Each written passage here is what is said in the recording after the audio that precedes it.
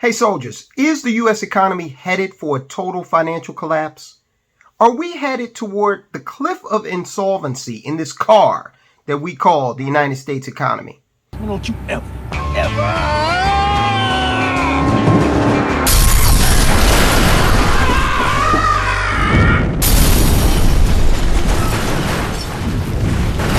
And if so, how can you protect yourself and your family if that happens? We're going to talk about that today. But first, let me ask you a couple of questions. Do you trust the government? They've lied to you. In the past 2 years, they've told so many lies about the economy. Remember when they told you that they could print up trillions of dollars, put it on the street, and we would not have inflation? Is there a risk of inflation? I think there's a small risk, and I think it's manageable. I don't anticipate that inflation is going to be a problem. Then they told you that, well, yeah, inflation is here, but it's transitory. It's not going to be long lasting. I believe it's transitory, but I don't mean to suggest that these pressures will disappear. Our best view is that the effect on inflation will be neither particularly large nor persistent. Some folks have raised worries that this could be a sign of persistent inflation, but that's not our view. Our experts believe, and the data shows, that most of the price increases we've seen were expected and are expected to be temporary. Then they told you that, okay, sure, inflation is here, but we're not in a recession. Now, we did the video on that and showed you how, well, we are in a recession based on the government's past behavior and the way they've defined this. And then one of the other ones is this one. You can't afford $5 gas? You think that's too expensive? Well, here's the solution. Here's the government solution for you if you cannot afford $5 per gallon gasoline. Go out and buy a $65,000 coal-fired vehicle. Okay, even Bernie Sanders sees through this. This whole Inflation Reduction Act, the way they name these bills that run through Congress is antithetical in most cases to what the bill is designed to actually do. Now, the Congressional Budget Office has already come out and said that this thing is going to have a minimal effect in terms of reducing inflation. It's going, they peg the percentage at 0.1%. That's the effect that it's going to have in terms of reducing inflation that is rising at what, like a percentage point a month?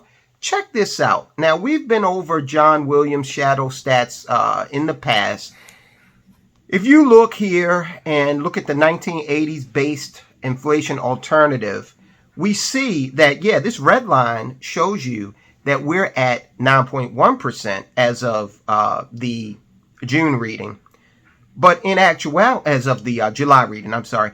But in actuality, if you take out all the games that the Fed has played in terms of manipulating this number, then you get a much higher number. You're in the 17, close to 18% inflation range. And the government knows this too. And I'm going to prove that to you in just a moment.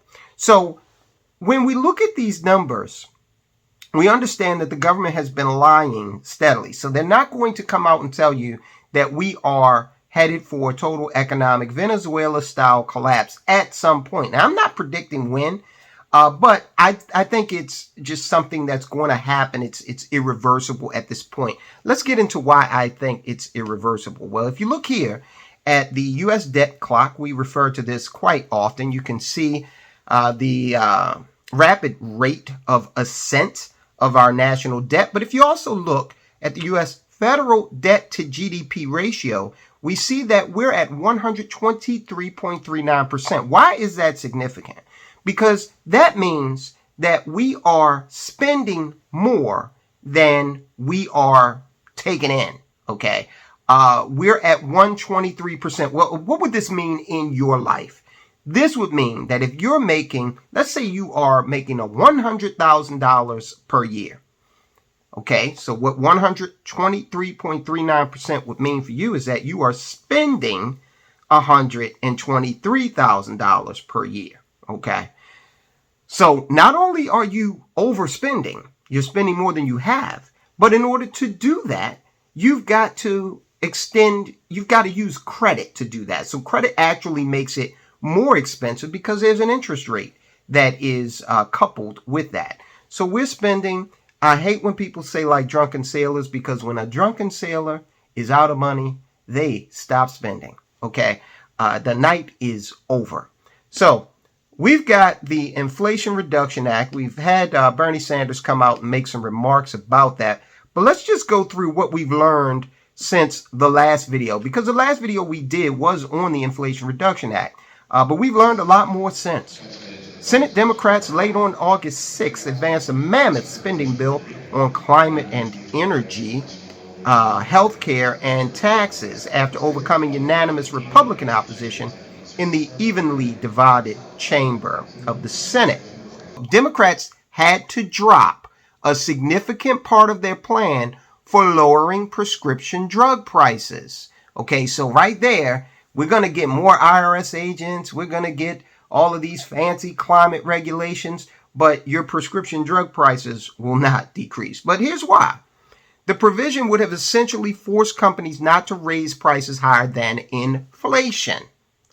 McDonough, who is a Senate parliamentarian, said Democrats violated Senate budget rules with language in the bill imposing hefty penalties on drug makers who raised their prices beyond inflation in the private insurance market. So this goes back to what I was telling you a moment ago about how real inflation is understood by these corporations and by these people, most of the power brokers in Washington, D.C. They know it's not 9.1%.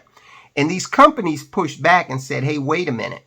If we are locked in to raising our rates based on inflation, then we want to go with real inflation, which is 18%.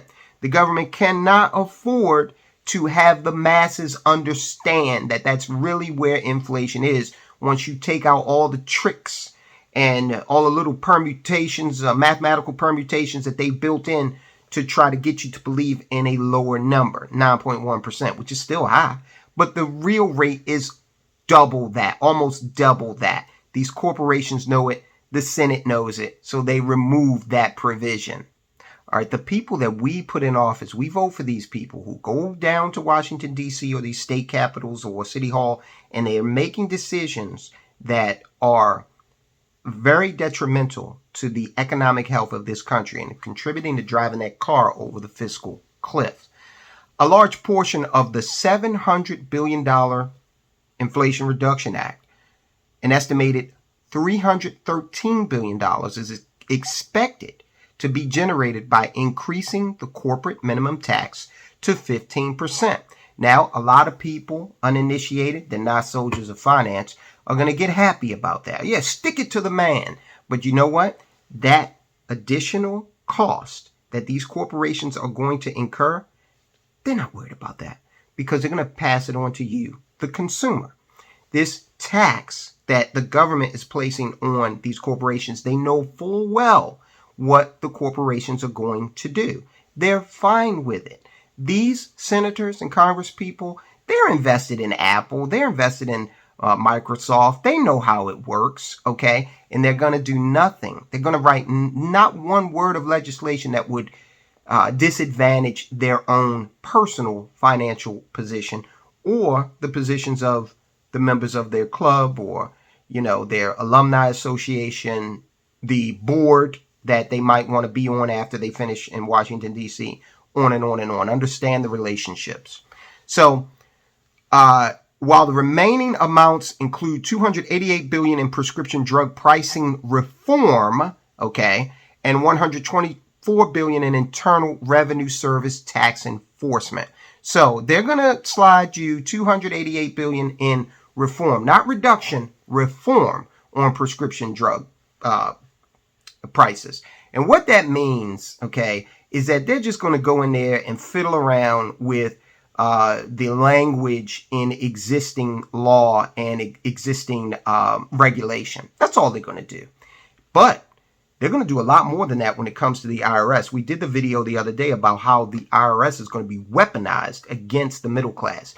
And the reason it's going to be weaponized against the middle class is because the middle class will go around like a little puppy on a leash and allow the media to convince them that there's a such thing as a tax loophole and that it's bad.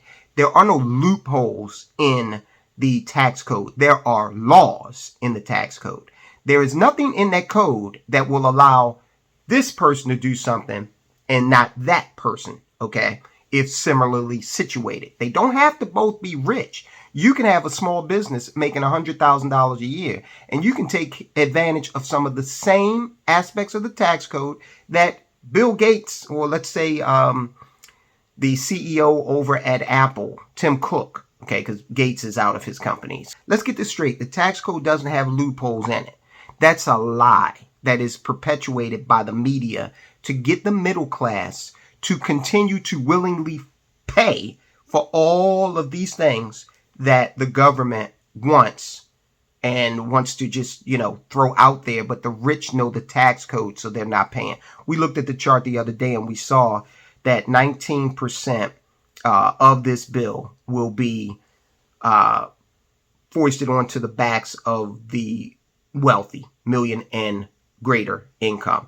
And we see that close to 60% of it will be placed on the backs of the poor and the middle class.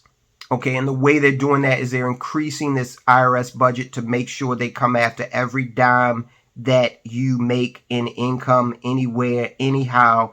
You are going to be squeezed like a dish rag unless you start to understand that tax code. Now, you can go to our website, mcenow.com, and you can get on our mailing list. And we put out a newsletter.